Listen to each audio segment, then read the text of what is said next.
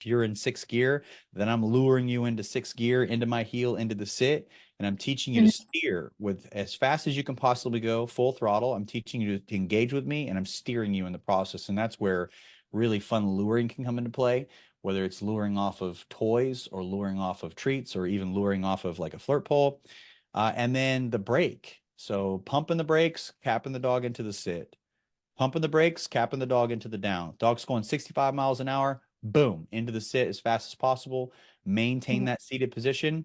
Give me good duration. Release for the ball again. Release for the tug again.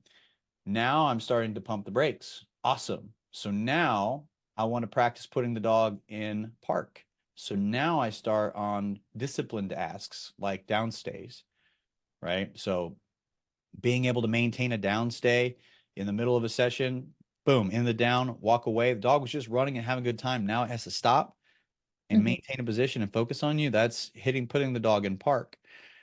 Great. Dog is now great at park. I can get that dog no matter how excited they are with the thing they're doing in my kitchen or on the walk. We've practiced it, and that dog will go into park very easily. Now Okay. I want to practice impulse control. So now I'm going to work on your reverse. You Okay. want the toy, you want the tug, you want the ball. Now you have to maintain a position. And I'm whipping that ball all around the room and you want it so bad and you can't. You have to maintain, right? So Right. taking that approach oftentimes helps a dog cope with all the various things in the environment that are, just to be very transparent, cranking the dog, and thralling the dog.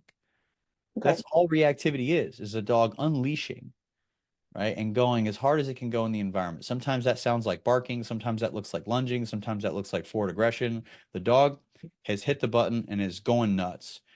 You can hit the button and create that same enthrallment in your training. And when you can harness that and get a dog to go 60 and back down to 0, and you get the power steering, dog to dog to dog to dog, now you have the ability to influence a dog no matter how excited they are, no matter how out of control they are. Right. Right? That's the idea. You Yeah. want to become a rally driver, if you will, when it comes to like the car analogy for dogs. You can go anywhere, the craziest terrain, you can handle it, power steering, keep things safe. You harness that along with your master's degree, along with a lot of the curriculums that you've taken, you will become the perfect trainer.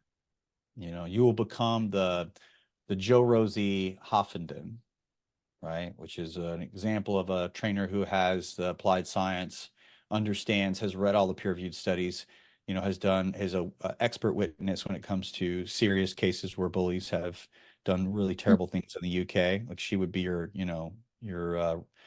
role model.